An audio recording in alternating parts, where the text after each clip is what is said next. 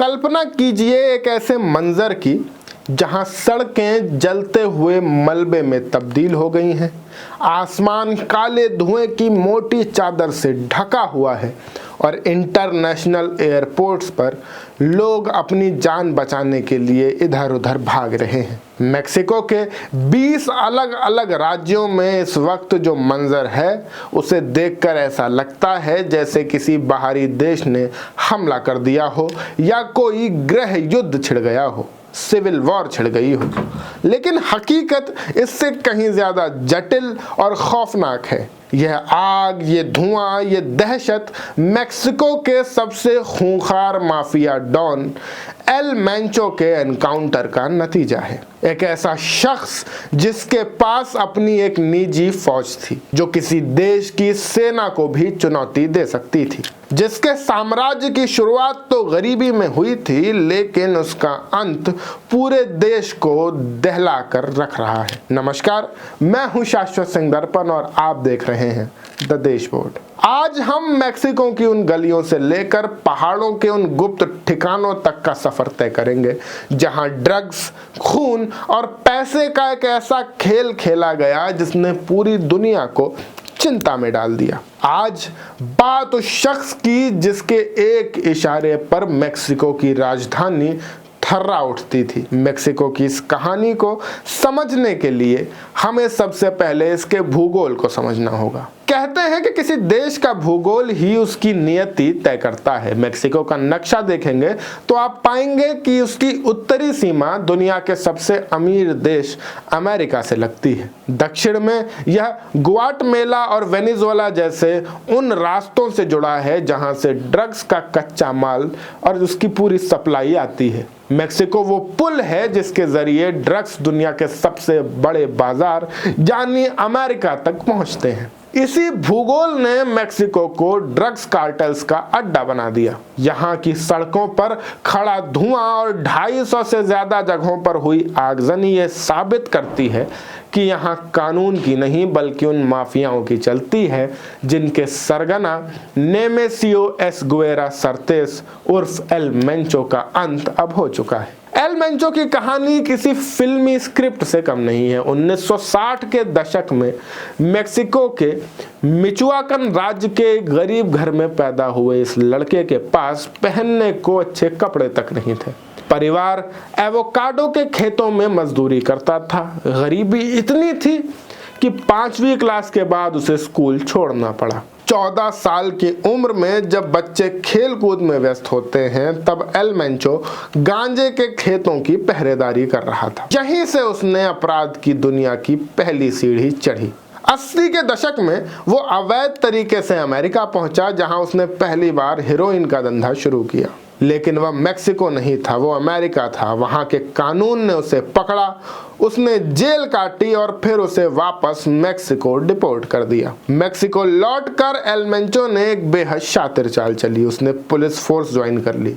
ये ईमानदारी के लिए नहीं था बल्कि सिस्टम को भीतर से खोखला करने और उसके काम करने के तरीके को समझने के लिए था। पुलिस की नौकरी के दौरान उसने ड्रग्स की दुनिया के बड़े कॉन्टैक्ट्स बनाए और फिर वर्दी उतारकर सीधे अपराध के दलदल में उतर गया। उसने जेलिस्को न्यू जनरेशन कार्टेल यानी CJNG की नींव रखी। उसने अपनी कार्टेल का नाम न्यू जनरेशन इसलिए रखा ताकि वह पुराने दौर के माफियाओं जैसे एल चापो से खुद को अलग और ज्यादा हिंसक दिखा सके। ड्रग्स की दुनिया में दुश्मनी की कहानियां अक्सर बहुत अजीब होती हैं। एल मेंचो की एल चापो के कार्टेल से दुश्मनी की शुरुआत एक पार्टी से हुई थी। कहते हैं कि एक मामूली कहासुनी के दौरान एक गुर्गे ने दूसरे पर गलती से गुड़हल की चाय यानी हिबिस्कस टी गिरा दी। इस मामूली सी बात ने मेक्सिको में एक ऐसा गैंगवॉर छिड़ा जिसने हजारों लोगों की बलि ले ली। एल मेंचो को मुर्गों की लड़ाई का बहुत शौक था, इसलिए वह मुर्गों का सरदार कहलाने लगा। लेकिन उसकी असली ताकत उसकी निजी फौज थी। सोशल मीडिया पर वायरल वीडियो में उसके गुर्गे सेना जैसी वर्दी पहने और रॉकेट लॉन्चर लिए नजर आते हैं। ये माफिया नहीं बल्कि एक समानांतर सरकार की तरह काम करते थे। एल मेंचो के काम करने का तरीका शॉक एंड ऑ की राजनीति पर आधारित था। वह चाहता था कि पूरी दुनिया और सुरक्षा बल उससे खौफ खाएं। उसने अपनी ट्रकों को स्टील की मोटी प्लेटों से ढककर मॉन्स्टर्स में बदल दिया था, जो किसी भी पुलिस बैरिकेड को तोड़ने के लिए सक्षम थे। 2015 में उसने मैक्सिकन सेना के एक हेलीकॉप्टर को रॉकेट लॉन्चर से मार गिराया था। यह साबित कर दिया था कि वह सीधा मुकाबला करने से नहीं डरता। इतना ही नहीं, उसने अपने साम्राज्य को फैलाने के लिए लोकल गैंग्स को अपनी फ्रेंचाइजी दे रखी थी।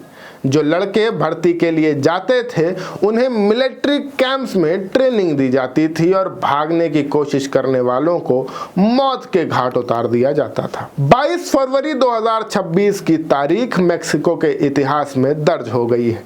मेक्सिको की सेना और अमेरिका की खुफिया एजेंसी CIA ने मिलकर एक जॉइंट ऑपरेशन चलाया। तपाल्पा शहर के एक गुप्त ठिकाने पर हुए इस एनकाउंटर में एल मेंचो बुरी तरह जख्मी हुआ। उसे हेलीकॉप्टर से राजधानी ले जाया जा रहा था, लेकिन रास्ते में ही इस मुर्गों के सरदार ने दम तोड़ दिया।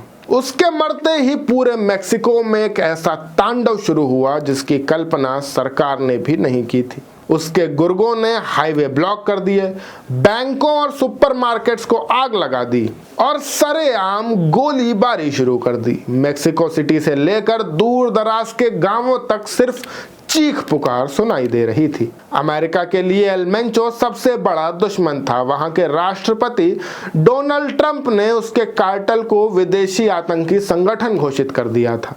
अमेरिका में हर साल हजारों लोग फेंटनिल नाम के ड्रग से मर रहे हैं। ट्रंप ने इसे सामूहिक विनाश का हथियार कहा है। फेंटनिल इतना खतरनाक है कि नमक के 10 से 15 दानों के बराबर इसकी डोज इंसान को पल भर में मौत की नींद सुला सकती है। अमेरिका ने मेक्सिको को साफ चेतावनी दी है कि अगर वहां की सरकार इन माफियाओं को खत्म नहीं करती तो अमेरिका सेना खुद वहां मिलिट्री स्ट्राइक करेगी।